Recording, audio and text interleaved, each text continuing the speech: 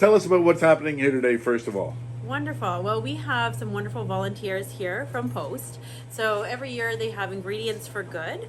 That's an event where, for the third year in a row, we've been the recipient. It involves funds, it involves food, and then it involves volunteers. So today they're here. They brought over a great pizza lunch, and they're helping us out with a bunch of volunteer activities at the food bank. Yesterday there was a donation. If you can just talk about that at Post, the donation was once again amazing. Yeah, it was really, really incredible. So we got we got $3,000 in funds, and we got over 2,500 pounds of food. And that food, the amazing employee Rhonda came right over, asked the staff what exactly we were looking for, went out and got everything. So produce, proteins, kid snacks, all of the things that are our most important items.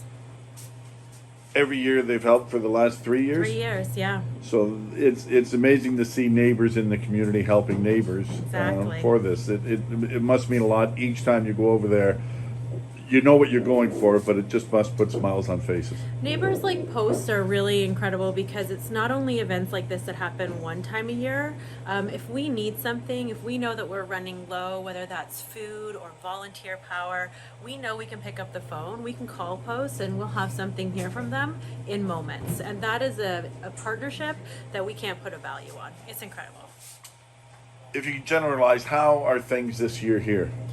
This has been, it's a unparalleled year. In the first quarter, already in our first 3 months, we've had over 300 new neighbors, people that have never visited a food bank before.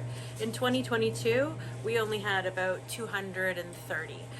So when we look at last year's numbers of new individuals visiting a food bank, it was 668. So if we stay on the pace that we've set, we'll double that number this year. Roughly how many a month in total?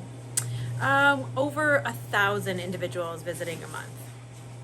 And is that individuals or is that for families as well? Forgive me. So that's individual. So we look at things in a couple of different numerical values. We look at unique individuals. So last year we saw over 3,500 unique individuals, but they visited over 43,000 times. So we compare both statistics, and then we look at new visitors as well, because that helps us project what we're going to see for demand. How do you do it? Like, how do you keep going with that amount of? Well, it's great neighbors like Post. It's the incredible partnerships that we have in the community. I can't speak highly enough about our donors, both in funds, time, and food. The Crema Cruiser events, monthly in Coburg, quarterly in Port Hope, these types of things that we've set up, and the generosity of the people in this community, it's unbelievable, because without them, we would not be able to continue to be here and feed people. And the need just keeps on growing.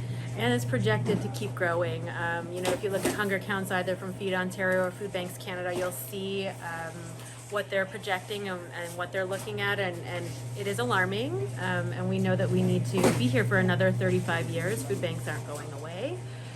So, yeah. Today, leave it at a high note that it's great to see the volunteers helping out.